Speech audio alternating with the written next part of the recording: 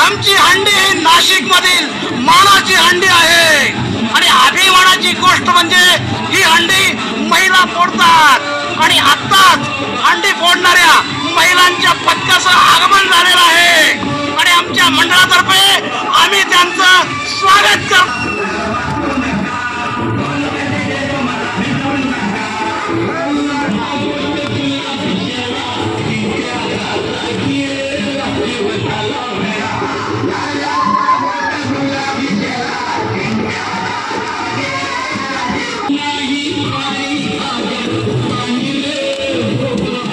आता लवकरच हंडीचे थर रचायला सुरुवात होईल.